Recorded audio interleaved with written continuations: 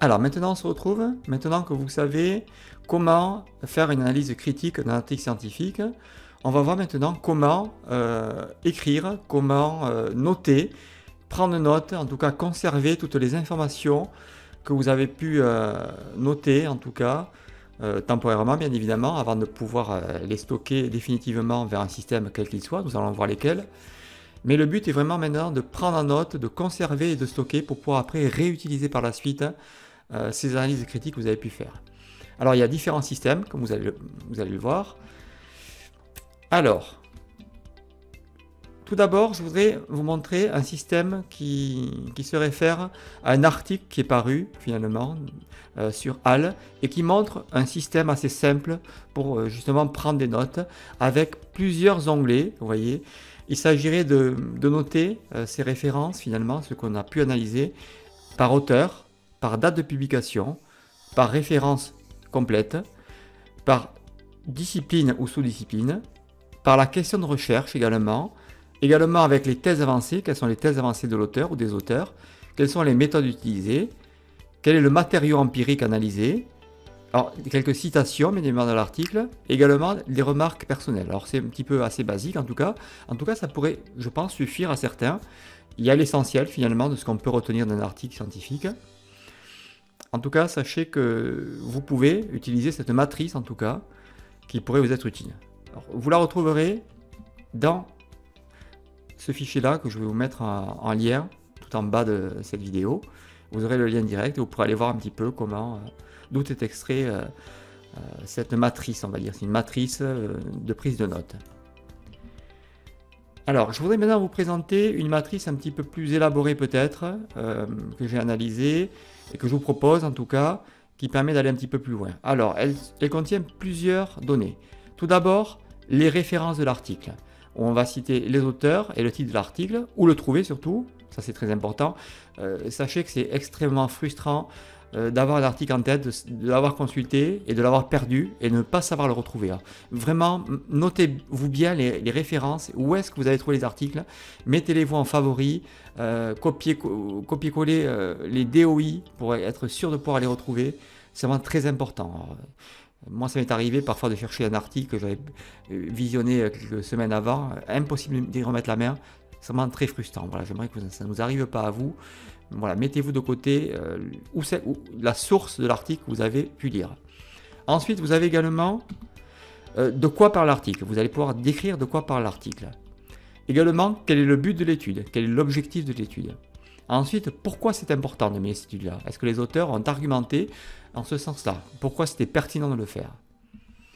Également, quelle était l'approche et la méthode utilisée pour acquérir les données? Alors ça, c'est la méthode globale. Quelle a été la méthode utilisée dans l'article scientifique? Ensuite, quelle est l'approche et la méthode utilisée pour analyser les données? C'est différent, hein, entre le recueil de données et l'analyse de données, c'est tout à fait différent. Il peut y avoir des méthodes tout à fait différentes. En tout cas, il faut qu'elles soient congruentes, bien évidemment. Ensuite, quelles sont les principales conclusions tirées de l'article? Est-ce que les objectifs ont été atteints? Comment concluent les auteurs? C'est très important. Également, est-ce qu'il y a des limitations à l'étude? Il y a toujours des limitations, mais est-ce que les auteurs s'y réfèrent? Et si oui, lesquelles? Et est-ce qu'ils se réfèrent aux bonnes limitations, justement? Ensuite, est-ce qu'il y a des perspectives d'application et de recherche future qui sont émises par les auteurs? Ensuite, quelles sont les principales conclusions et les implications dans un contexte un petit peu plus large? Si on prend du recul avec un focus un petit peu plus large, en prenant un petit peu un aspect un peu métacognitif, voilà, est-ce que vraiment il y a une implication à cette étude-là? Est-ce que ça en vaut la peine de la mener ou pas, au sens plus large? Également, vous, qu'est-ce que vous pensez personnellement de l'article-là? Est-ce qu'il vous apporte et en quoi? En quoi il va vous être utile? Et surtout également, quelles sont ses forces et ses faiblesses? C'est très important aussi de pouvoir dire les forces et les faiblesses d'une étude, pas uniquement que les faiblesses. Également d'autres commentaires qui pourraient vous être utiles en tout cas. Alors on va appeler ça un mémo en tout cas. Qu'est-ce que ça vous évoque? Est-ce que vous avez pu faire des liens avec d'autres études? Vous voyez, c'est votre journal de réflexion un petit peu. Vraiment, j'insiste sur ça, de l'importance de pouvoir rédiger des mémos libres. Qu'est-ce que ça vous évoque? À quoi vous pensez? À quoi ça vous fait penser? Quel lien vous faites avec tel article? Avec telle étude? Avec tel auteur? Vous voyez, des idées qui pourraient vous venir en tête spontanément. On appelle ça un journal de bord, un journal un petit peu méta-réflexif, qui n'est pas forcément spécifique à l'étude scientifique que vous analysez, mais en tout cas c'est un journal méta. Vous voyez, des réflexions un petit peu avec une prise de recul. un focus. Voilà un petit peu ce que je vous propose en tout cas comme analyse. Vraiment, je pense que c'est très important de se focaliser au moins sur ces points-là. Alors, je vous ai mis un fichier Word qui contient justement cette matrice-là, que vous pourrez vous, justement, répliquer où vous voulez. Vous pouvez l'utiliser avec un fichier Word, mais vous pouvez aussi le répliquer n'importe où. Il y aura un fichier Evernote, en tout cas, tout logiciel de prise de notes, tout ce qui vous convient, mais qui pourrait justement bénéficier de ces rubriques-là. Vous pourriez les insérer, pas uniquement dans un fichier Word. Le fichier Word, c'est juste la matrice que je vous mets à disposition, mais bien évidemment, vous pouvez la transposer. Alors également, je vous mets à disposition un fichier Excel qui me paraît pertinent en tout cas, qui va vous permettre plutôt de faire des tris. Ça me paraît aussi pertinent de pouvoir faire des tris. Alors c'est différent d'un fichier Word, je ne sais pas si vous êtes plutôt à l'aise avec Excel pour faire des tris peut-être à plat, des tris croisés, en tout cas analyser, mettre des colonnes en avant, les regrouper. Vous voyez un petit peu l'importance que ça pourrait donner. C'est surtout important pour pouvoir faire un maximum de liens après, parce que vous avez bien compris que le but c'était de faire des croisements et des liens possibles entre les études. C'est pas d'analyser au sein de l'étude qui est intéressant, mais c'est de faire des liens entre les études. Lesquelles partent des mêmes sujets, des mêmes thématiques, lesquelles sont en contradiction, lesquelles sont mises en débat, lesquelles il y a débat, il y a contradiction. C'est ça qui est intéressant. Et ça, vous pouvez le voir peut-être en regroupant des colonnes qui seraient communes avec différentes études dans un fichier Excel. Vous voyez, faire des tris différents par année, par méthode, pour mieux comprendre et interpréter les données. Le but est vraiment de les analyser, c'est ça le cœur d'une recherche, de pouvoir croiser les données. Ne pas rester de manière superficielle à une analyse vraiment trop superficielle. Ça, on le voit très vite que ça a été traité vraiment de manière trop superficielle. Et ça vous sera reproché. Donc, faites des liens, faites-vous des liens entre les études. Alors, je vous mettrai bien sûr à disposition ce fichier Excel que vous pourrez utiliser. Si ça vous convient, vous ferez un essai, vous rentrerez vos données, vous ferez quelques tris peut-être, voir si ça vous convient, vous l'utiliserez si ça vous va en tout cas. Également, si c'est votre mode de fonctionnement, et si vous êtes un petit peu plus cerveau droit, vous pouvez utiliser peut-être les mind maps également. On l'avait également vu, rappelez-vous, pour comment trouver un sujet de recherche, pour faire un brainstorming. Là, ça serait plutôt pour organiser vos données. Alors, je vous fais une proposition peut-être. Par exemple, vous utilisez cette carte mentale, par exemple, avec un article, vous mettez l'auteur et l'année, et là, vous allez mettre le titre de la revue, l'URL et le DOI, le contexte, 2-3 lignes, que vous allez détailler. Après, les questions de recherche, et vous allez détailler les questions, les résultats obtenus et les méthodes qui ont été utilisées, également les limites et les perspectives, ce que vous en pensez de l'article, les forces et les faiblesses que vous en avez dégagées, et également peut-être des research gaps que vous avez trouvés comme étant peut-être des problématiques que vous pourriez utiliser. Vous voyez, et que vous avez peut-être tiré des limites de l'étude ou des perspectives de recherche futures, vous les insérez là. Donc ça vous permet aussi d'organiser votre information par rapport à une carte mentale, si c'est votre mode de fonctionnement. Je vous propose d'essayer ces logiciels. Peut-être, si ça vous correspond en tout cas, vous avez différents logiciels en ligne ou à télécharger qui pourraient vous être utiles justement pour réaliser ces cartes mentales. Alors je vous invite à essayer. Alors vous avez également ce qu'on appelle les cartes conceptuelles. Alors les cartes conceptuelles, vous voyez, elles permettent de représenter graphiquement des concepts qui gravitent autour d'un sujet, de préciser les relations qui les unissent et de les hiérarchiser. Alors ce que ne fait pas la carte mentale. La carte mentale, elle est plutôt globale, avec une pensée radiante. Vous voyez ? Là, par contre, on arrive à organiser les concepts avec une hiérarchie conceptuelle. On les appelle schémas de concepts, ou cartes de connaissances, ou réseaux sémantiques.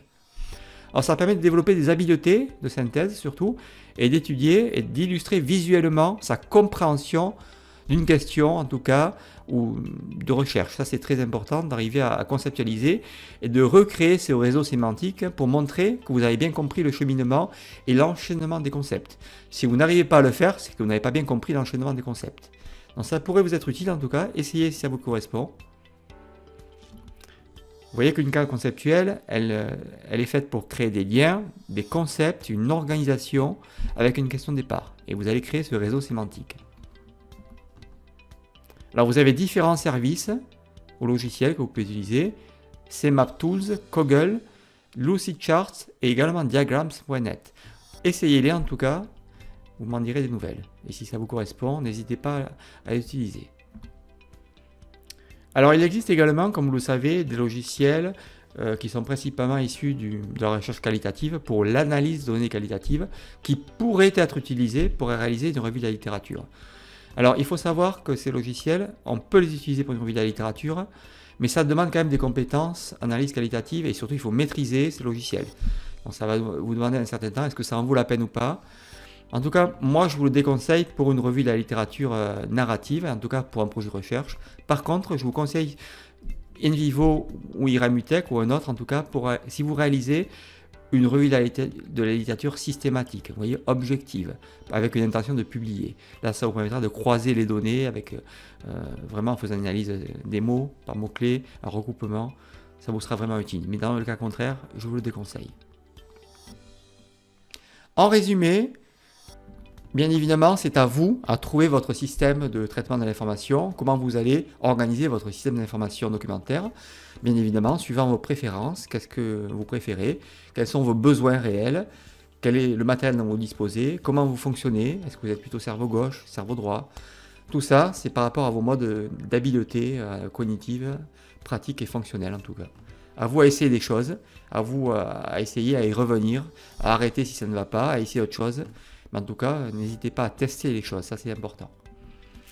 Alors vous avez également les fiches Bristol à l'ancienne peut-être, ou identiques qui vous correspondent, hein, si vous êtes plutôt traditionnel, rien ne vous empêche de faire ça. Hein.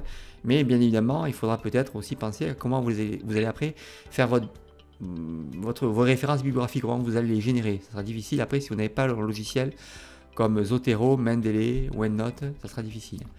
Vous avez également les fichiers Excel et Word, comme je vous ai montré en tout cas, qui vous permettent de tenir un fichier informatique. Vous avez ce logiciel de mind map ou de cartes conceptuelles. Également, bien sûr, et en complément, vous avez ce logiciel de gestion de références bibliographiques dont je pense que vous ne pouvez pas vous passer, sincèrement. Ne serait-ce que si vous ne les utilisez pas pour analyser vos données, en tout cas pour conserver vos données, vous les aurez besoin à un certain moment pour générer vos références bibliographiques, votre bibliographie à la fin. Sinon, ce sera vraiment un casse-tête, vous ne pourrez pas y arriver. Générer des références bibliographiques, c'est extrêmement pénible si on n'a pas de logiciel pour justement les générer automatiquement. Et ces logiciels le font automatiquement, donc c'est en ça qu'ils sont vraiment utiles. Donc voilà ce que je voulais vous dire un petit peu sur la manière de pouvoir gérer votre prise de notes, votre système de prise documentaire en tout cas, pour gérer des articles scientifiques. J'espère que ça vous aura été utile, et je vous dis à très bientôt pour une nouvelle séquence pédagogique. À très bientôt. Voilà, c'est terminé pour aujourd'hui. Je vous invite à liker la vidéo si vous l'avez appréciée, et à vous abonner à cette chaîne en cliquant sur le bouton s'abonner. Je vous dis à très bientôt pour une nouvelle vidéo. Merci.